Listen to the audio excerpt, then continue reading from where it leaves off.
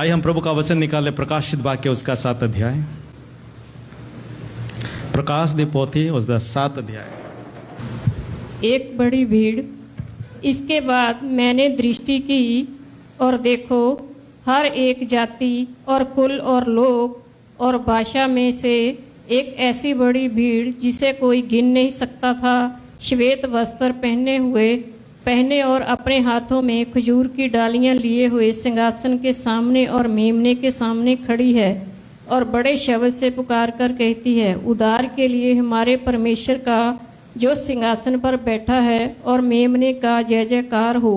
और सारे स्वर्गदूत उस सिंहासन और प्राचीनों और चारों प्राणियों के चारों ओर खड़े हैं। फिर वे सिंहासन के सामने मुंह के बल गिर पड़े और परमेश्वर को दंडवत करके कहा, आमीन। हमारे परमेश्वर की स्तुति और महिमा और ज्ञान और धन्यवाद और आदर और सामर्थ्य और शक्ति जुग न जुग बनी रहे, आमीन। इस प्राचीनों में से एक ने मुझसे कहा, ये श्वेत वस्त्र पहने हुए कौन है और कहाँ से आए हैं? मैंने उससे कहा, हे स्वामी, तू जानता है। उसने मुझसे कहा, ये वे हैं जो उस महाक्लेश में से निकलकर आए हैं। इन्होंने अपने अपने वस्त्र मेमने के लहू में धोकर श्वेत किए हैं। इसी कारण वे परमेश्वर के सिंहासन के सामने हैं और उसके मंदिर में दिन रात उसकी सेवा करते हैं। और जो सिंहासन पर बैठा है वह उनके ऊपर अपना तंबू तानेगा, आमीन। आइए हम सब 1 मिनट खड़े हो जाएं प्रभु के वचन को आदर करते हुए, ताकि परमेश्वर हमसे बातचीत करे। बोलिए, हे परमेश्वर, तेरा पवित्र वचन आज मेरे विश्वास को पवित्र आत्मा के जरिए से मजबूत करे। मैं विश्वास करता हूँ तेरा वचन आज मेरे लिए है। तेरे वचन के जरिए से मैं पूरी तरह से आज बरकत पाऊंगा, यीशु के नाम से, आमीन। आइए बैठ जाइए। प्रभु का वचन ऐसा है जो हमारे जीवन के लिए सब कुछ है। आत्मा और वचन। प्रभु ने कहा कि मेरे उपासना करने वाले, यूहन्ना 4:24 में लिखा गया है, जो मेरी उपासना करते हैं, जो मेरी इबादत करते हैं, जो मेरी आराधना करते हैं, वो आत्मा दे नाल और सच्चाई दे नाल। 2 तरीके प्रभु ने बोला है। आराधना हमें किस तरह करना है? आत्मा और सच्चाई दे नाल। आत्मा और सच्चाई कभी अलग नहीं है। अगर सच्चाई है तो आत्मा है, आत्मा है तो सच्चाई है। आत्मा का काम सिर्फ हमें हिला देना नहीं है। आत्मा का काम सिर्फ हमें गिरा देना नहीं है। आत्मा का काम तो गिरे हुओं को उठाना है। सच्चाई हमें आजाद करता है। और सच्चाई कोई चीज की नहीं, सच्चाई कोई सिद्धांत नहीं, सच्चाई खुद यीशु मसीह है। आपका शरीर, आपका जीवन, आपका मन बहुत ही कीमती है। प्रभु ने कहा जब यीशु मसीह आएगा, 2 थिस्सलुनीके उसका 4 अध्याय उसका 16 से 18 तक लिखा गया है कि हमारे ये दुनिया की क्लेश थोड़ी देर के लिए है और हम पल भर में बदल जाएंगे। हमारे शरीर को प्रभु क्या करेगा? रूपांतरित करेगा, बदल देगा। वो हमारा शरीर को ऐसा तब्दील कर देगा कि एक अक्षय, इम्पेरिशेबल, जो कभी नाश नहीं होगा, ऐसा शरीर हमें वो देगा। यहां पर लिखा गया है, यूहन्ना जब पातमोस के टापू में था, मैं हमारी कलीसिया को विनती करता हूं कि बाइबल की वचन में बढ़े, क्योंकि आखिरी दिन में बहुत सारे प्रचार करने वाले आएंगे। बाइबल में लिखा गया, मत्ती 24:4 आयत से लेकर आगे लिखा गया है कि लोग बोलेंगे, यहां पर मौजा हो रहा है, यहां पर मौज हो रहा है, यहां पर चमत्कार हो रहा है, यहां पर यीशु है, वहां पर यीशु है। पर यीशु ने कहा है, भरमाए नहीं जाना, क्योंकि वो सब शैतान का काम है। आज अंत का दिन आ गया है, आखिरी दिन आ गया है, और वचन में जो मजबूत रहेंगे, वचन के साथ जो प्रार्थना करेंगे, वचन के मुताबिक जो आराधना में रहेंगे, वही लोग एक झुंड बन जाएंगे। दुनिया में आखिरी में, आज दुनिया में बहुत सारे झुंड हैं। पंजाबी झुंड, गुजराती झुंड, ओडिया झुंड, तेलुगु झुंड, अमेरिकन झुंड, ऑस्ट्रेलिया झुंड, अफ्रीकन झुंड, बहुत सारे झुंड हैं, ग्रुप बहुत सारे हैं। लेकिन आखिरी में बहुत ही जल्द वो होने वाला है, 2 झुंड होने वाले हैं।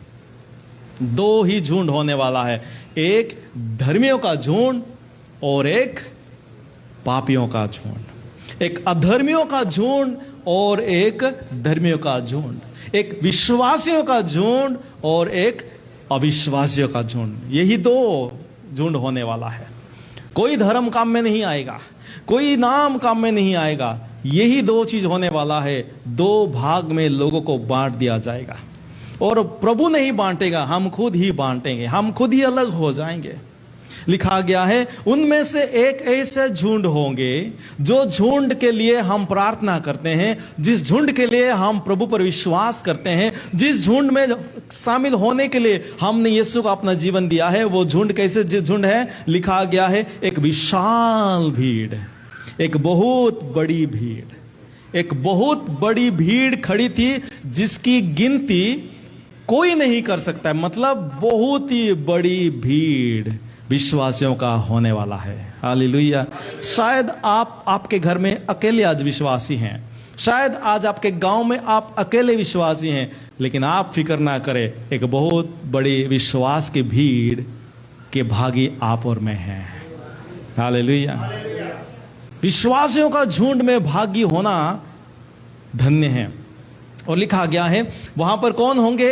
हर जाति के लोग, हर वंश के लोग, हर कुल के लोग तथा हर भाषा के लोग। इसमें भाषा के झुंड नहीं है, इसमें जाति के झुंड नहीं है, इसमें सिर्फ एक झुंड होगा विश्वासियों का, एक झुंड होगा अविश्वासियों का। और वहां पे हर वंश के लोग होंगे, हर जाति का लोग है। आज शादी से पहले लोग बोलते हैं आपका गोत्र क्या है, आपका हमारा गोत्र क्या है।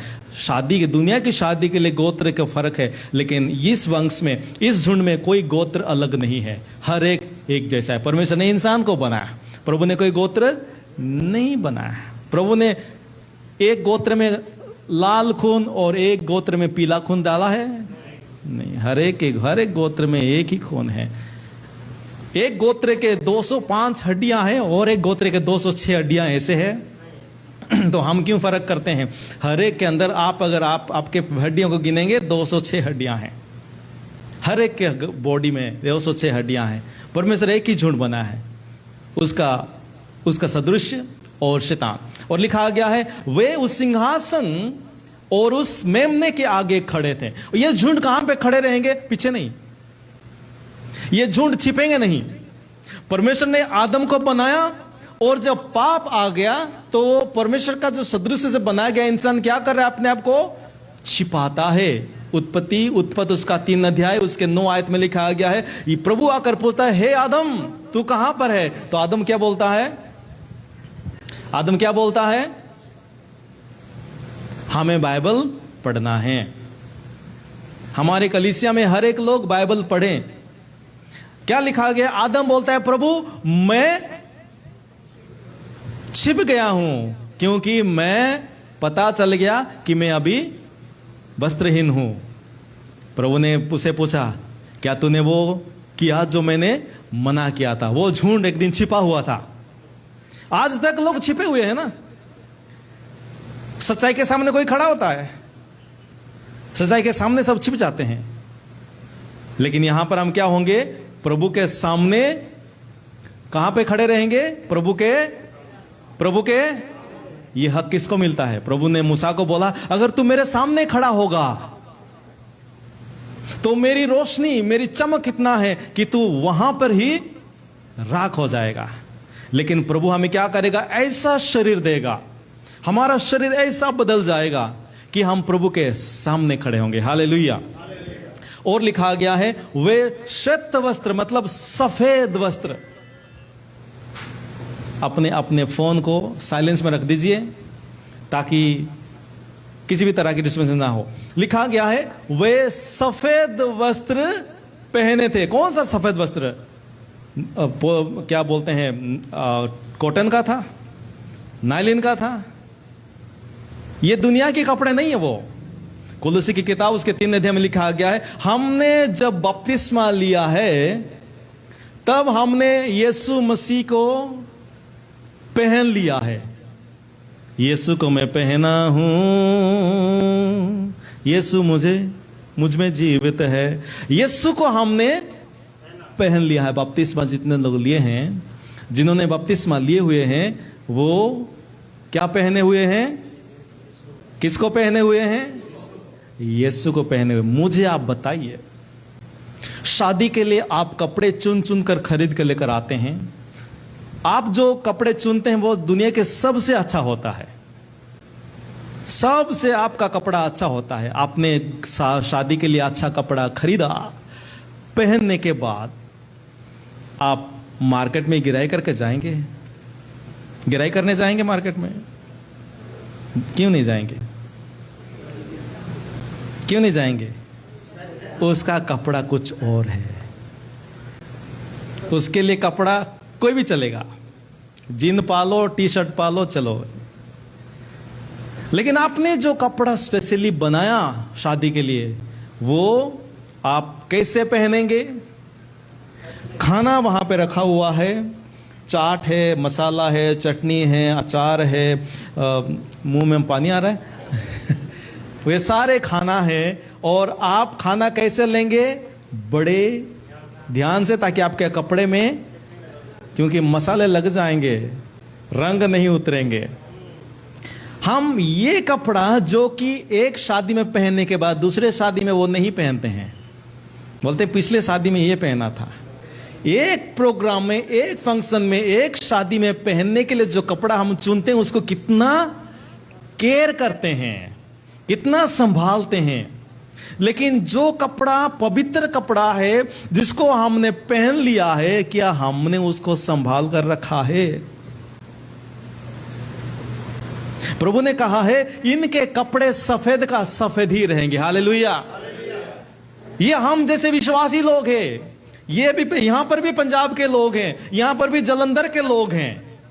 उनके कपड़े कैसे हैं? सफेद है। बोलो सफेद हैं, गंदे नहीं हुए हैं। लिखा गया है, और अपने हाथों में खजूर की टहनियां ली हुई थी। पता है बाइबल में एक बार लोगों ने खजूर की टहनियां लिए थे, डालियां, दाऊद के नाम से जो आते होसाना करके। यहां पर भी वो क्या करेंगे, मैं एक दिन बताऊंगा इसका मतलब क्या है। उसके बाद वो क्या बोलते हैं, सिंहासन पर विराजमान हमारे परमेश्वर की जय हो, और अपने और मेमने की जय हो। देखिए, ये ग्रुप बहुत ही अच्छा है, सोना है, सुंदर है, सफेद कपड़ा है, गंदा नहीं हुआ है। लेकिन मैं आपको आज बोलना चाहता हूं, ये कैसे सफेद हुआ है? ये सफेद वहां पर पहुंचने तक ये कपड़े उनके सफेद कैसा रहा है? क्या वो दुनिया में एक अलग जगह में रह रहे थे? दुनिया की किसी भी कोने में जाए पाप है, दुनिया के किसी भी कोने में जाए प्रॉब्लम है, दुनिया में किसी भी कोने में जाए शैतान है, लेकिन इनके कपड़े, मतलब ये इनके और नहीं, हम के हमारे बारे में है। हमारे कपड़े वहां पहुंचने तक सफेद कैसे रहेंगे? आज लोग इसके ख्याल में नहीं हैं। बड़ी दुख की बात है, आज बहुत कलीसिया आज भरमाए गए हैं। वो झुंड होकर भाग रहे कहां पर? सर दर्द से छुटकारा पाने के लिए, हड्डी के दर्द से छुटकारा पाने के लिए। ये सर दर्द और पीठ का दर्द ठीक हो जाएगा, लेकिन क्या आपके कपड़े सफेद रहेंगे? आज मैं आपको बताना चाहता हूं ये कपड़े कैसे साफ हुए थे। लिखा गया है 14 आयत में, देखिए लिखा गया है कि मेरे प्रभु तू जो जानता ही है, इको थोड़ा कम कर देना। इस पर उसने मुझसे कहा, ये वो लोग, VFX को थोड़ा कम करना, ये वो लोग हैं जो, ठीक है अभी ठीक है, थैंक यू। जो देखिए क्या लिखा गया है, ये वे लोग हैं, थोड़ा ध्यान से देखिए, ये वे लोग हैं जो कठोर, मतलब ज्यादा जबरदस्त यातना, परेशानी, दुख, कठिनाई, सताव के बीच से होकर आ रहे हैं। हालेलुया। आज मैं थोड़ी देर में आपको बताना चाहता हूं कि हमारे कपड़े जो यीशु मसीह को हमने पहना है, वो किस तरह प्रभु उसके दिन तक सफेद रखेगा। वो लिखा गया है, यहां पे लिखा गया, एक आगे लिखा गया, वो जो है अगर इंग्लिश में पढ़ेंगे वहां पर लिखा गया, वो कम आउट ऑफ ग्रेट ट्रबुलेशन, महाक्लेश। दुनिया में हमारे लिए क्लेश है, और महाक्लेश भी, परेशानी बड़ी बड़ी आएगी, तकलीफ बहुत बड़ी बड़ी आएगी। आज देखिए 1800 से 2010 तक दुनिया में जितना युद्ध नहीं हुआ था, 2010 से 2022 तक उससे 3 गुना ज्यादा युद्ध हुआ है। और देश के खिलाफ नहीं, देश के अंदर युद्ध हो रहा है। मलेशिया, म्यांमार में देखे, श्रीलंका में क्या हुआ, इंडिया के अंदर क्या हो रहा है, नॉर्थ कोरिया में क्या हो रहा है, सीरिया में क्या हो रहा है, अफगानिस्तान में क्या हुआ। देश के अंदर युद्ध, नेशन, जातियों के विरुद्ध युद्ध हो रहा है। और क्लेश, कठिनाई, अभी हम एक महामारी में होकर गुजरे हैं, और न्यूज आ रहा है बड़े बड़े और बीमारी भी आ रहे हैं। वो तो मैन मेड हो या नेचुरल हो, परमेश्वर हर एक हमारे जन्म में। इसलिए आज जो मैं वचन बोल रहा हूं, महाक्लेश के जरिए से हमारे कपड़े को साफ करता है। इसलिए हमें क्या होना है, महाक्लेश के लिए तैयार रहना है। आज लोग क्या करते हैं, प्रभु जी क्लेश ना आए, परेशानी ना आए, कष्ट ना आए, हमें तैयार रहना है, क्योंकि परमेश्वर क्लेश को इजाजत देता है। God allows trouble in our lifes. परमेश्वर के वचन में लिखा गया है कि परमेश्वर क्या करता है। यशायाह नबी के किताब उसका 45:7 में लिखा गया है, I form the light and create darkness. प्रभु कहता है, मैंने ज्योति को बनाई है और अंधकार को भी मैंने ही रचा है, और मैं शांति भी लेके आता हूं और विपत्तियां भी मैंने ही बनाई हैं। प्रभु लेके आता है। हम बोलेंगे प्रभु तो इतना प्रेमी है, प्रभु तो इतना अनुग्रह है, विपत्ति क्यों लेके आता है। हमारी नजर में यह समझने में बहुत मुश्किल है जब तक प्रभु नहीं समझता। और लिखा गया, मैं यहोवा हूं, मैं ही ये सब बातें करता हूं। आपको मैं बोलना चाहता हूं, ये जो कोविड-19 आया, बेशक ये लोगों ने बनाया, लेकिन प्रभु दुनिया में लेकर आया। प्रभु इसको इजाजत दिया, प्रभु ने इसको अलाउ किया। मैं धीरे धीरे बोलने वाला हूं। जो भी परेशानी हमारे जन्म में होती है, प्रभु अलाउ करता है। क्या एक अच्छा बाप अपने बच्चों को परेशानी में जाने के लिए इजाजत देगा? इंसान, शारीरिक इंसान नहीं देगा, लेकिन परमेश्वर, क्योंकि परमेश्वर ने अपने सदृश से हमें बनाया है। खास करके जो आप विश्वासी बन जाते हैं, जब हम प्रभु के नाम में विश्वास करके बपतिस्मा ले लेते हैं, वो अलाउ करता है। वो क्या करता है? क्या कोई टीचर अपने पढ़ाए हुए बच्चों को परीक्षा में डालता है?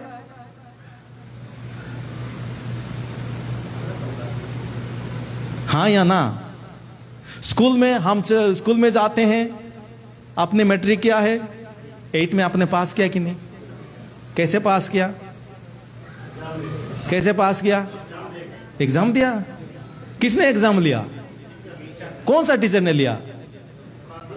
आपने उसको फीस दिया हर महीना। गवर्नमेंट स्कूल में तो फीस नहीं देते हैं, हम डंडा खाते हैं बाप।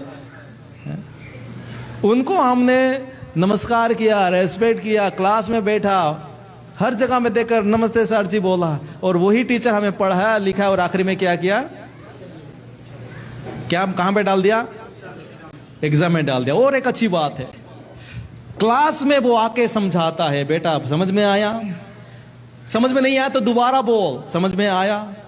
अभी नहीं आया तो और बोल, समझ में आया। लेकिन वही टीचर एग्जाम के टाइम पे क्या करता है? मुंह बंद रखता है, बोलता है कोई चीट नहीं करना, मैं देख रहा हूं सबको, अगर कोई चीट किया तो निकाल दूंगा, फेल हो जाएगा।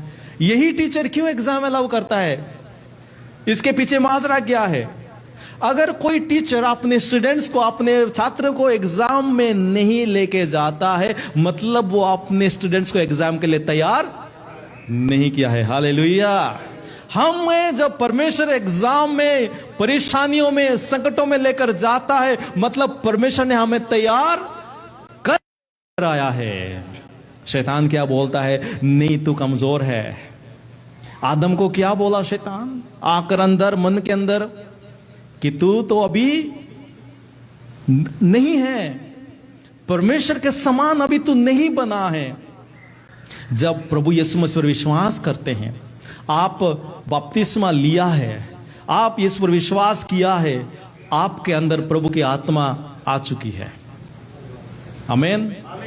अगर आपने बपतिस्मा नहीं लिए हैं, अभी आज तौबा करिए, आज तय करिए बपतिस्मा लेने के लिए, क्योंकि परीक्षाओं का सामना तो यीशु के नाम को सुनने के बाद हो जाता है, लेकिन विश्वासी को जीवन में परमेश्वर अलाउ करता है। आज दुनिया में इतने सारे परेशानी है, परमेश्वर अलाउ किया है एक अच्छी मकसद के लिए। क्यों अलाउ किया है? लिखा गया है कि आमोस की किताब उसका 8 अध्याय उसके 11 आयत में लिखा गया है, यहोवा कहता है देखो अलाउ किया है और ज्यादा अलाउ करेगा। जितना संकट, जितनी परेशानी हमारे जीवन में आ चुकी है वो काफी नहीं है, वो लोग काफी नहीं है। आज कई लोग डर रहे होंगे, पास्टर जी क्या बोल रहे हैं आप तो हमें डरा रहे हो, आप बोल रहे हो कि और परेशानी आएगी। हम चर्च में आते हैं ताकि परेशानी चली जाए, और आप बोलते कि और परेशानी आएगी। लिखा गया है देखो वे दिन नजदीक आ रहा है जब मैं देश में भूखमरी लाऊंगा, लोग रोटी के भूखे और पानी के प्यासे नहीं होंगे, बल्कि लोग यहोवा के वचन के भूखे होंगे। Hallelujah, hallelujah. पता है परमेश्वर हमारे कान क्यों पकड़ता है? परमेश्वर इन चीजों को अलाउ क्यों करता है? परमेश्वर क्यों करता है? ताकि लोगों के अंदर पानी के लिए प्यास ना हो, रोटी के लिए भूख ना हो, लेकिन लोगों के अंदर यहोवा के, परमेश्वर के वचन के लिए भूख हो। हालेलुया। हम प्रार्थना करते हैं प्रभु जी हमारे लोग वचन को सुने, हमारे लोग विश्वास करें। हम जितना ज्यादा प्रार्थना करते हैं, हमारे प्रार्थना के उत्तर में परेशानियां बढ़ जाती है। खास करके जब हम अन्य जाति के लिए प्रार्थना करते हैं, खास करके लोग हम जब लोगों की नजात के लिए प्रार्थना करते हैं, रेडी रहे, तैयार रहे, मुसीबतें आएंगे। क्योंकि आपकी लड़ाई सीधा सीधा शैतान के साथ हो जाता है, क्योंकि आपकी प्रमोशन होने का समय आ गया है, क्योंकि परमेश्वर आपको एक ग्रेड से दूसरे ग्रेड में लेके जा रहा है। हम जब खुद के लिए प्रार्थना करते हैं, हम बच्चे विश्वासी हैं। हम जब औरों के लिए प्रार्थना करते हैं, हम जवान विश्वासी हैं। जब हम हमारे दुश्मनों के लिए प्रार्थना करते हैं, हम पक्के विश्वासी हैं। हालेलुया। जब हम अपनी पैसे, तकलीफ, बीमारियों से चंगाई की प्रार्थना करते हैं, हम दूध पीने वाले विश्वासी हैं। जब हम अपने घर के लिए ही प्रार्थना करते हैं, हम जवान विश्वासी हैं। जब हम औरों की नजात के लिए प्रार्थना करते हैं, हर जाति, हर कौम की नजात के लिए प्रार्थना करते हैं, हम पक्का विश्वासी है। हालेलुया। और पक्का विश्वासी को मजबूत लड़ाई लड़ना पड़ेगा। पक्का विश्वास के जीवन में जबरदस्त सताव आएंगे। पक्का विश्वास के जीवन में बहुत सारे मुसीबतें आएंगे, लेकिन खुशखबरी यह है, मुसीबत में वो चूरमार नहीं हो जाएंगे, मुसीबत में वो हार नहीं जाएंगे, मुसीबत में, कठिनाई में, सताव में वो हार नहीं जाएंगे, क्योंकि प्रभु उनके साथ खड़ा रहता है। हालेलुया। बोलो यीशु मसीह की। परेशानियां, तकलीफ जब आती है तो हमें सोचना चाहिए, जानना चाहिए प्रभु की इजाजत के मुताबिक आया है। प्रभु जब इजाजत नहीं देता है, कोई भी चीज हमारे ऊपर नहीं आता है। हमारे जीवन में कोई भी चीज बेमतलब नहीं होता है। आपके जीवन में खुशी आए या गम आए, आपके जीवन में दुख आए, तकलीफ आए, जान लेना कि परमेश्वर की अच्छी मकसद के मुताबिक ये चीज मेरे जीवन में हो रहा है। इसलिए प्रार्थना करने से पहले सोच लेना, क्या प्रार्थना करते हैं हम? प्रभु जी ये दुख को दूर कर दो। मैं आपसे विनती करता हूं, हर एक जो दुख आपके जीवन में आता है, उसको दूर करने की प्रार्थना ना करें, क्योंकि जब आप दूर करने की प्रार्थना करते हैं, उसके साथ जो बरकत जुड़ी हुई रहती है, वो बरकत भी चली जाती है। इसलिए हमें यह प्रार्थना करना चाहिए, प्रभु जी जो सताव है, जो दुख है, जो तकलीफ है, इसके जरिए से तू मेरे जीवन में क्या कर रहा है, तू कर, मुझे इसके ऊपर तू जीत दिला। हालेलुया। जो परेशानी से, दुख से डर जाते हैं, जो परेशानी और दुख से भागना चाहते हैं, वो जय नहीं पाते हैं, लेकिन जो दुख और परेशानी में अड़े और खड़े और डटे रहते हैं, वो जय पाते हैं। हमारे वस्त्र सफेद कैसे रहेंगे? बड़ी बड़ी तकलीफ और मुसीबत जब आते हैं, हमें धो देता है परमेश्वर, हमें साफ करता है परमेश्वर। हालेलुया। बोलो यीशु मसीह की। परमेश्वर क्लेश तो भेज देता है, परमेश्वर संकट तो भेज देता है, परमेश्वर परेशानियों तो अलाउ कर देता है, लेकिन उस वक्त वो कहां पर होता है, क्या करता रहता है वो? दुनिया के लोग कहते हैं परमेश्वर दुनिया में सब कुछ अलाउ करके ऊपर बैठकर देखता रहता है। वो एंजॉय करता रहता है, ऐसा नहीं है। परमेश्वर हमें जब परेशानी और दुख के बीच में लेकर आता है, वो कहीं दूर खड़ा होकर नहीं रहता है, वो कहीं दूर होकर हमारे तमाशा नहीं देखता है, वो हमें अकेले मुसीबत में लड़ने के लिए छोड़ नहीं देता है, क्योंकि परमेश्वर की योजना के मुताबिक है।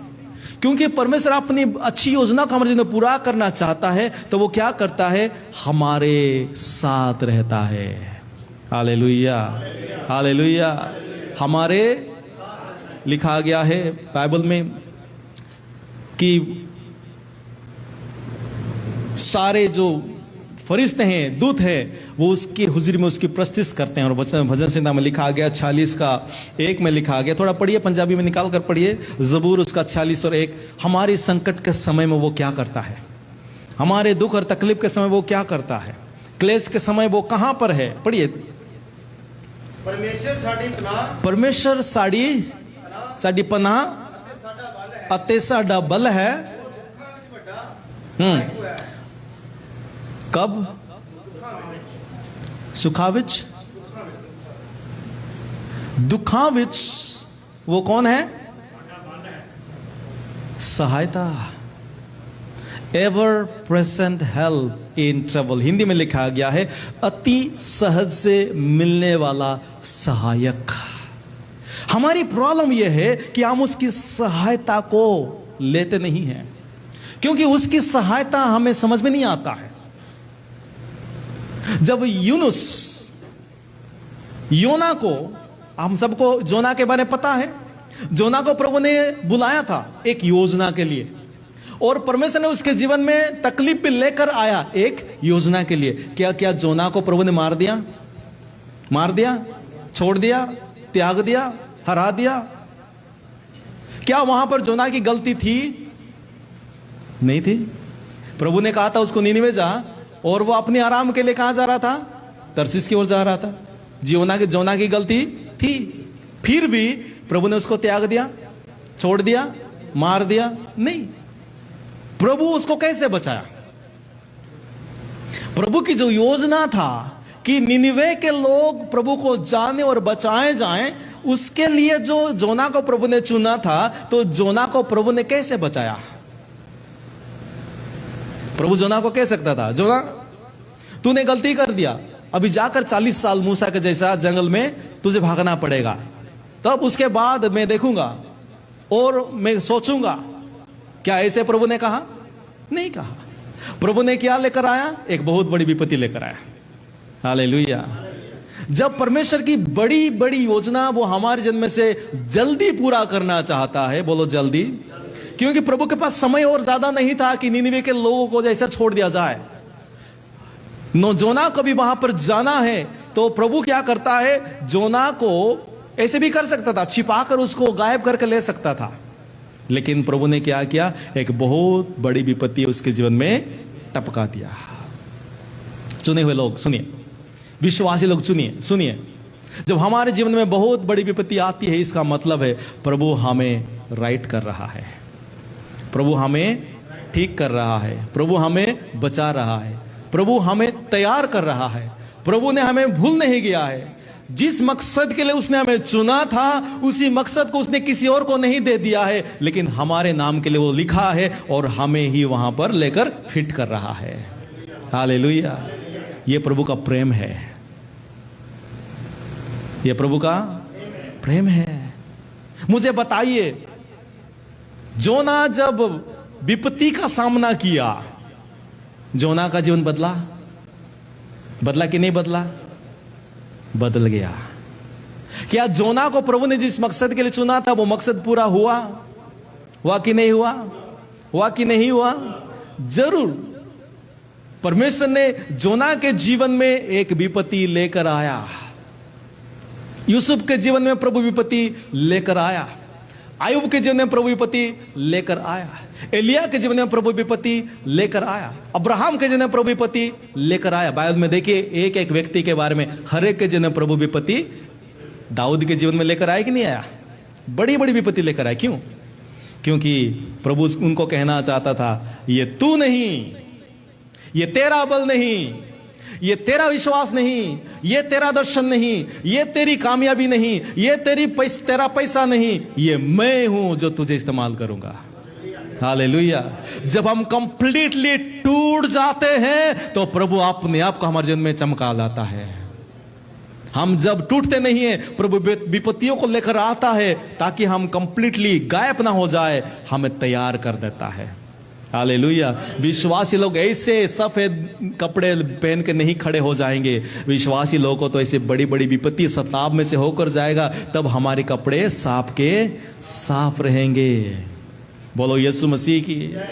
जितनी बड़ी प्रॉब्लम आती है, ये नहीं सोचना कि मेरे कपड़े गंदे हो जाएंगे।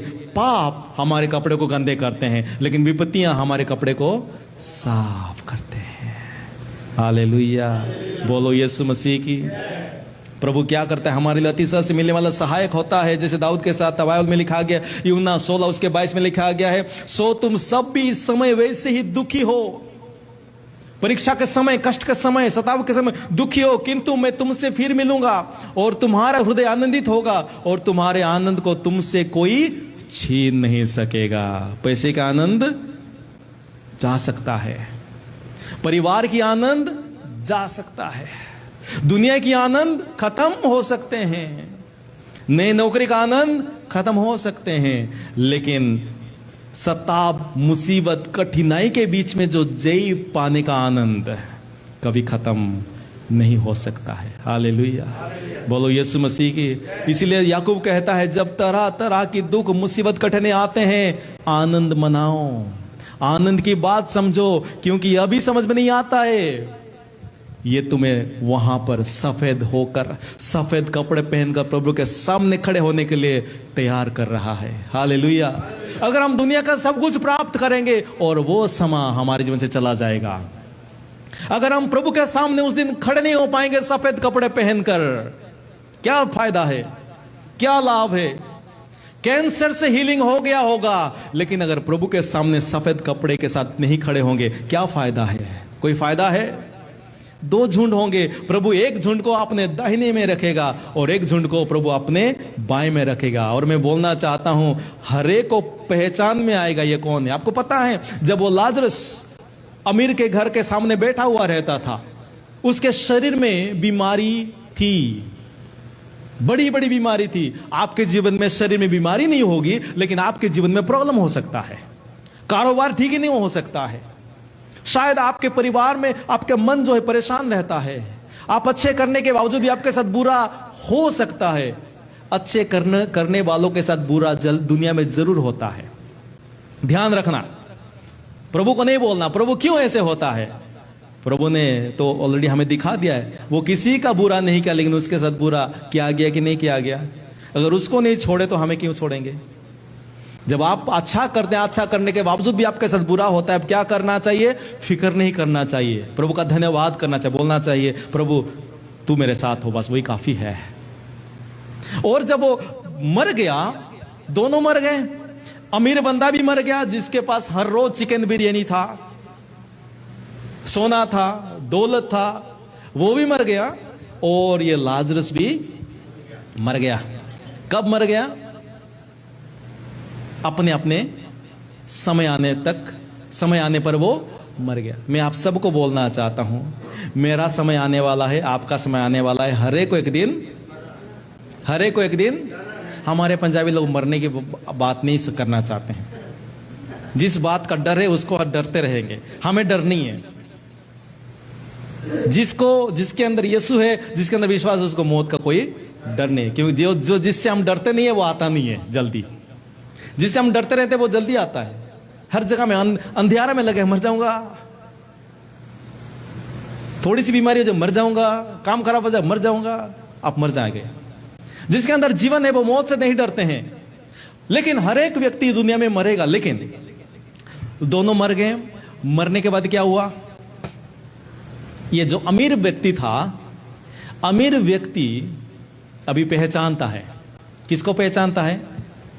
जिन्होंने बाइबल पढ़े हैं आपको पता है किसको पहचानता है? लाजरस को पहचानता है। और किसको पहचानता है? अब्राहम को पहचानता है। देखिए, अब्राहम कितने हजार साल पहले दुनिया में था, और ये अमीर व्यक्ति यीशु के समय में था, ये अभी मरकर तब के अब्राहम को पहचानता है। उसने अब्राहम की हुलिया तो कभी नहीं देखा था, उसने मिला नहीं था। देखिए, आप और मैं जब मर जाएंगे, हमें पता चलेगा ये नूह है, ये पतरस है, ये अब्राहम है। कोई आके बोलने की जरूरत नहीं, यीशु आके नहीं बोलेगा लकी ये अब्राहम है, बोलने की जरूरत नहीं। आपको पता चाहिए ये अब्राहम है, ये मूसा है, क्योंकि हम सब एक है, आत्मा में एक है। हम जब मर जाएंगे, नई शरीर हमें जब मिलेगा, हमारी अकल वैसा का वैसे ही रहेगा। आपकी जो पहचान है, आपकी पहचान बराबर रहेगा। आपने जो जो दुनिया में किया है वो सब आपकी याद में रहेगा। आपने जो जो सोचा है वो सब आपकी याद में रहेगा। आपको पूरा पहचान में आएगा। आपने आपकी ग्रैंड मदर की मदर को नहीं देखा होगा, आपने आपके चौथे पंचवें पुरुष को व्यक्ति को नहीं देखा होगा, लेकिन आप वहां पे देखोगे। उसने क्या देखा? अब्राहम को देखा और पहचान लिया। कैसे पहचाना? अब्राहम, तू तो विश्वास का पिता है, तेरे गोद में जो ये लाजरस है वो मेरे घर के सामने रहने वाला बंदा है, उसको कहे थोड़ा सा एक बूंद पानी मुझे। मतलब हमारी जो ख्याल है, हमारी जो सोच है, मरने के बाद भी वैसा ही वैसा रहेगा। कई लोग सोचते हैं मर जाऊंगा तो सब कुछ खत्म हो जाएगा। नहीं, मरने के बाद तो सब कुछ शुरू होता है। हालेलुया। मैं डरा भी रहा हूं और एनकरेज भी कर रहा हूं, सच्चाई की बात है। मरने के बाद सब कुछ खत्म नहीं हो जाता है। शारीरिक मौत के बाद तो हमेशा के लिए कुछ शुरू हो जाता है। इसलिए तो यीशु मसीह दुनिया में आया, ताकि हमारी अनंत काल का जो जीवन है वो प्रभु के सामने हो जाए। कैसे होगा? जब हम दुख में, तकलीफ में जब होते हैं, हम याद रखते हैं कि प्रभु मेरे साथ है, और प्रभु आपको मार नहीं रहा है, प्रभु आपको सजा नहीं दे रहा है, प्रभु आपको रिजेक्ट, प्रभु तो आपको शेप में लेके आ रहा है। जोना के बारे में याद करें। जोना को प्रभु क्या किया? उसके अंदर विपत्ति लेकर आया, लेकिन विपत्ति से बचने के लिए रास्ता निकाला कि नहीं निकाला? जो सारे बोलिए, निकाला कि नहीं निकाला? हमें विपत्ति में प्रभु कैसा करेगा तू? मेरा कैलकुलेशन कहता है सब कुछ खत्म। जोना के कैलकुलेशन भी था, मैं ही वो बंदा हूं जो सारे गड़बड़ी का वजह है, मुझे निकाल कर फेंक दो। विपत्ति आई, विपत्ति आने के बाद प्रभु ने उसके लिए एक रास्ता बना दिया। हालेलुया। परमेश्वर विपत्तियों में अपने लोगों के लिए रास्ता बनाता रहता है। हालेलुया। जितनी बड़ी परेशानी होते हैं, उतना ही अच्छा रास्ता प्रभु निकालता है, उतना ही अच्छा सॉल्यूशन प्रभु लेकर आता है। वेट करें, इंतजार करें, हड़बड़ी नहीं करना, परेशान नहीं हो जाना। जोना को जब समुद्र में फेंक दिया जा रहा था, लोगों के नजर में वो अधर्मी बन गया था, लोगों के नजर में वो दोषी बन गया था।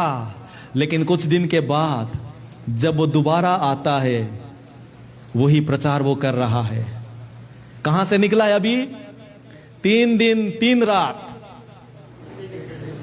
डॉल्फिन होटल में रहकर, एयर कंडीशन रूम के अंदर, टीवी का रिमोट दबा दबा कर, फेसबुक चला चला कर निकला है ना।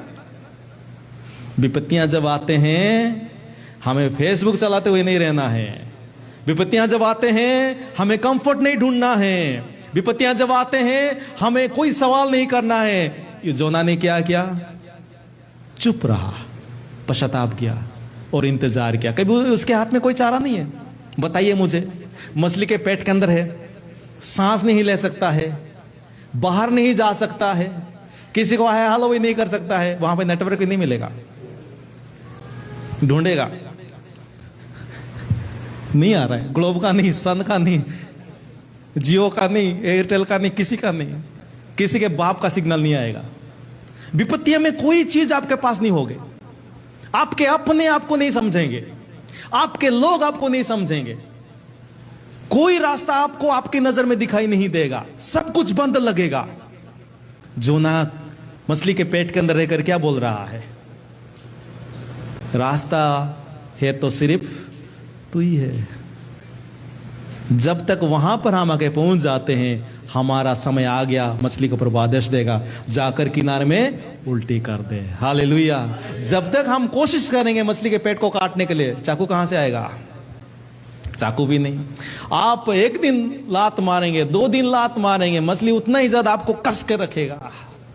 विपत्तियां जब प्रभु अलाउ करता है, आप चुपचाप रहे, प्रार्थना में रहे, इंतजार में रहे, समय पर प्रभु आपको नया बनाकर, ताजा बनाकर, मजबूत बनाकर किनारे में लेकर आएगा, जहां पे आपका विजन, रिवाइवल, आपके नया काम आपके जन्म में शुरू हो जाएंगे।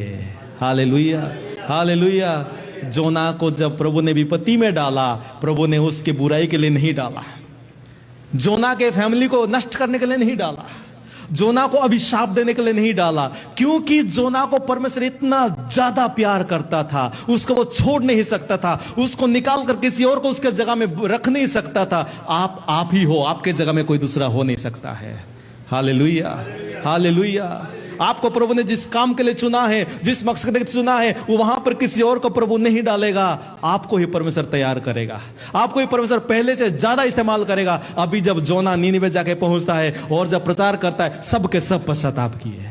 हालेलुया। उसके अंदर कौम के लिए एक बोझ था, उसके अंदर पैशन था, लेकिन वो कुछ बात के वजह से वहां नहीं जाना चाहता था। लेकिन जब दोबारा परमेश्वर उसके पैशन को रिवाइव किया, जब वो जाता है, प्रचार करता है, पूरे कौम, हालेलुया, आपके वजह से आपके पंजाबी कौम बचाए जाएंगे, आपके वो जाएंगे। आप नहीं हो, आपको प्रभु तैयार कर रहा है।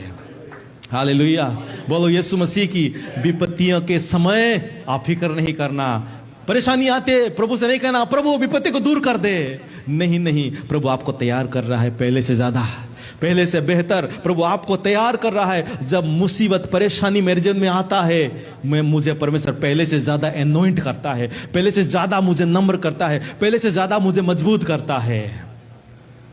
आपको भी परमेश्वर वैसे ही मजबूत करना चाहता है। परमेश्वर क्लेश के जरिए क्या करता है? आपको ही नहीं, सबको बचाना चाहता है। प्रभु की मर्जी क्या है? आप और आप नहीं,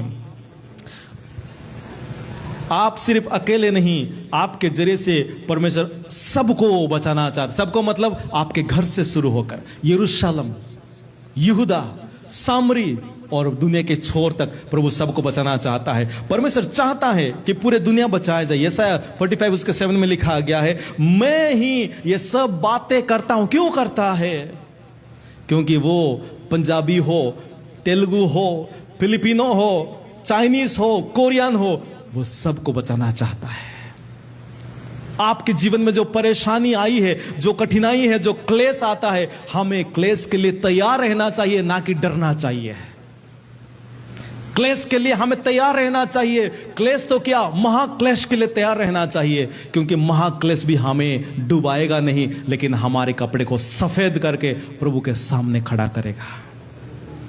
इसलिए प्रार्थना करें, प्रभु मैं उस झुंड में रहना चाहता हूं, उस झुंड में मैं रहना चाहता हूं जिस झुंड में तेरी महिमा होगी। लिखा गया है, प्रभु के वचन में लिखा है, दूसरा इतिहास उसका 7 अध्याय उसका 13 और 14। हम हमेशा 14 आयत पढ़ते हैं। क्या लिखा है वहां पर? मेरे नाम से बुलाए गए लोग अगर अपने पाप से मुड़ेंगे, पश्चाताप करेंगे, तो मैं उनकी प्रार्थना सुनूंगा और उनके देश को मैं चंगा करूंगा। बस ये हम पढ़ते। 13 आयत थोड़ा पढ़िए।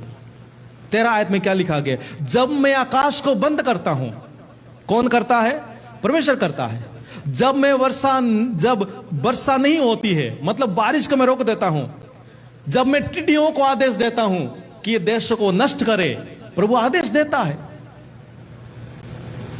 अपने लोगों में बीमारी भेजता हूं, प्रभु भेजता है। क्यों भेजता है? ताकि मेरे लोग जो मेरे नाम से बुलाए गए हैं, उनकी प्रार्थना मैं सुनूंगा। Hallelujah, hallelujah. बोलो यीशु मसीह की। विपत्ति के समय में जो प्रार्थना आप करेंगे, उस प्रार्थना का उत्तर परमेश्वर भरेगा।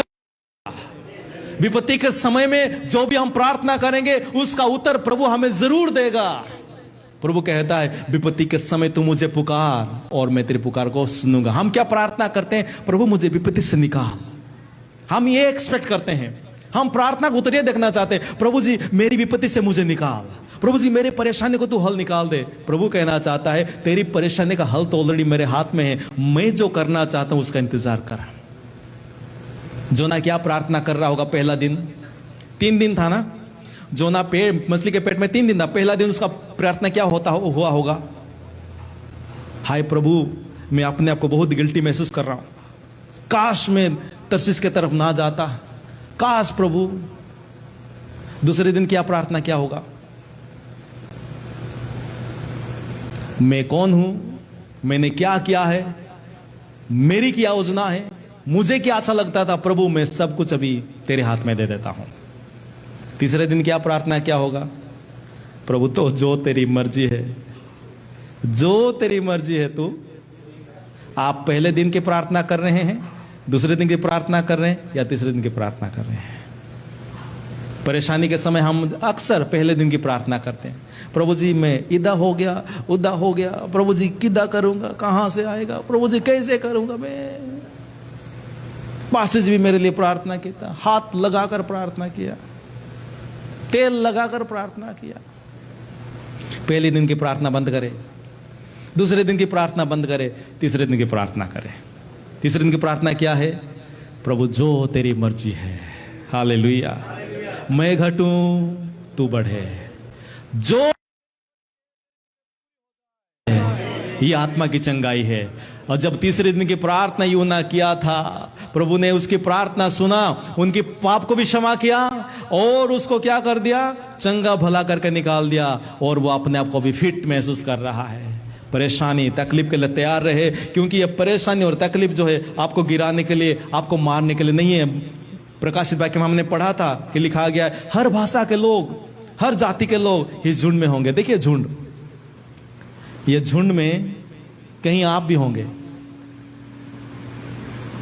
इस झुंड को हमेशा हर रोज याद रखना कि मुझे यहां पर होना है। कहां पर होना है? इस झुंड में होना है। अगर इस झुंड में नहीं है तो एक और झुंड है जो कि अविश्वासियों के लिए, झूठ बोलने वालों के लिए, गुनाह करने वालों के लिए, अधर्म करने वालों के लिए, जलन ईर्षा अहंकार में रहने वालों के लिए, वो है हमेशा हमेशा के लिए नरक का दंड। दो ही झुंड है। चॉइस अभी आपके हाथ में है, चॉइस अभी हमारे हाथ में है। क्या आप इस झुंड का हिस्सा होना चाहते हैं? इस झुंड का हिस्सा होने के लिए आपको सफरिंग में जाना पड़ेगा, आपको मुसीबत में जाना पड़ेगा, आपको महाक्लेश का सामना करना पड़ेगा, लेकिन प्रभु आपके साथ रहेगा और आपको जय दिलाएगा और आपका कपड़ा हमेशा सफेद रहेगा। अगर इस झुंड में नहीं हो पाए आप, तो उनके लिए दुनिया में ऐशो आराम है, मौज मजलिस है। हर लोग कहेंगे ओ हेलो हाय, हाँ इधर बैठो, ये बोतल खोलो, हाँ इसके बारे में बात करो, उसकी बुराई करो। ऐसे लोग पता है स्वर्ग में जाएंगे? कभी नहीं जाएंगे। मसीही कहलाएंगे, मसीही कहलाएंगे, लेकिन जिनके अंदर बुराई है, चर्चा इधर उधर का है, घमंड है, ईर्षा है, पाप है, ये सब कुछ है, वो मसीही मसीही कहलाते रहेंगे, लेकिन इस झुंड के भागी नहीं होंगे। और जो प्रभु यीशु मसीह को नहीं जानते हैं, जो प्रभु यीशु मसीह को नहीं मानते हैं, क्योंकि प्रभु यीशु मसीह ही एक परमेश्वर है और कोई दूसरा परमेश्वर है ही नहीं। कोई मूर्ति, कोई पिक्चर, कोई लकड़ी, कोई पत्थर परमेश्वर नहीं है। क्या इंसान परमेश्वर को बना सकता है? मैं कलकत्ता गया था और कलकत्ता में एक स्ट्रीट में जाते जाते मैं एक आदमी से मिला और वो क्या करता था, लकड़ियों से वो अलग अलग देवी देवताओं का मूर्ति बनाता था। तो मैंने उससे पूछा, आप जो बनाते हैं आप उसको ही पूजा करते हैं? आपने बनाया, आप रोटी बनाए, आप रोटी के साथ माथा क्यों नहीं टेकते हैं? कलकत्ता में अच्छा मछली की सब्जी बनता है। मैंने बोला आप मछली का सब्जी बनाते, उसके साथ माथा क्यों नहीं टेकते हो? उसने बोला नहीं हम इसके साथ माथा नहीं टेकते हैं। बनाते क्यों हो? क्योंकि अच्छा बेचता है, अच्छा बिजनेस है। यही बिजनेस हमें कोठी बनाने के लिए पैसा दिलाया, इसलिए बनाते हैं। हम इस पर विश्वास नहीं करते। देखिए जो मूर्ति बनाता है उस पर विश्वास नहीं करता है, लेकिन लोग उसको घर में लेके आकर उसके सामने। क्या इंसान के हाथ से बनाई गई चीज परमेश्वर हो सकता है? परमेश्वर ने इंसान को बनाया है, इंसान परमेश्वर को ना बनाए। अगर हम अपने हाथ से रब को बनाते हैं, हम दूसरे झुंड में हो जाएंगे। कोई और दूसरा रब नहीं, एक ही रब है जिसका नाम यीशु मसीह। आज आप उस यीशु मसीह विश्वास करें, इस झुंड में हो जाएंगे। उसके बाद और दुनिया नहीं होगी, उसके बाद नई धरती नई आसमान होगी, स्वर्ग में हम सब रहेंगे, जहां पर ना कोई बीमारी है, ना कोई दुख है, ना कोई तंगी है, ना मुसीबत है। और वहां पर हमेशा प्रभु के सामने खड़े रहेंगे, क्योंकि हमने तो सारे क्लेश से जीत पाकर आए हैं। हालेलुया। हम अपनी आंखों को बंद करें और आज प्रभु से प्रार्थना करें, प्रभु जी मैं महाक्लेश से होकर निकलने वाला बंदा बनना चाहता हूं, निकल कर आने वाला बंदा बनना चाहता हूं।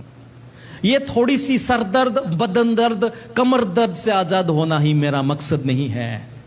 मैं चर्च में सिर्फ मेरे कारोबार को ठीक करने के लिए नहीं जाऊंगा, मैं प्रार्थना सिर्फ मेरे काम को ठीक करने के लिए नहीं करूंगा। अगर आप प्रभु के पीछे सिर्फ अपने काम को ठीक करने के लिए फॉलो कर रहे हैं, आज तौबा करिए, क्योंकि प्रभु तो वो सब कुछ करेगा, लेकिन प्रभु आपके जीवन में जो चाहता है वो ये कि आप उसको अपना प्रभु मानिए। आप वचन को विश्वास करने वाले बने, वचन को पढ़ने वाले बने, आत्मा की चंगाई मांगे। मेरे प्यारे कलीसिया, ਤੁਹਾਡੀ आत्मा दी चंगाई जद हो जानी, उस तो बाद ये सारी चंगाई पल भर की बात है।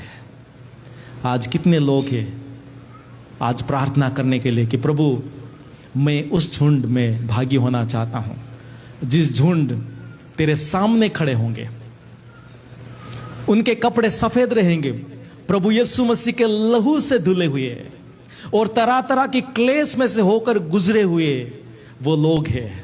ये क्लेश से बाईपास किए हुए लोग नहीं हैं। आज जो लोग प्रार्थना करते हैं, प्रभु ये क्लेश मेरे से हटा दो, 2 बार 3 बार सोचिए, ये क्लेश शायद आपकी बरकत के लिए है, ये सताव शायद आपकी बरकत के लिए है। जब जब कलीसिया में सताव आई है, तब तब कलीसिया बढ़ी है। पहले शताब्दी के कलीसिया में सारे विश्वासी लोग यरूशलेम में बहुत ही कंफर्टेबल थे। सताव आया तो वो इधर उधर भाग गए और थोमा आकर इंडिया पहुंच गया। जब सताव आपके जीवन में आता है, आपकी रोशनी बिखरता है, इधर उधर हर जगह में फैलता है, आप गिर नहीं जाएंगे। मेरे प्यारे भाई और बहनों, प्रभु आपसे बेहद प्यार करता है। आप ही हो। दूसरा अब्राहम प्रभु ने नहीं बनाया, दूसरा दानियल प्रभु ने नहीं बनाया, दूसरा दाऊद प्रभु ने नहीं बनाया। आप जो है वो है, और आपके जीवन में प्रभु का जो मकसद है, आपके जीवन में से ही वो पूरा करेगा। यीशु के नाम से प्रार्थना करते हैं, आमीन। आइए हम प्रभु का ताली बजाकर धन्यवाद दें।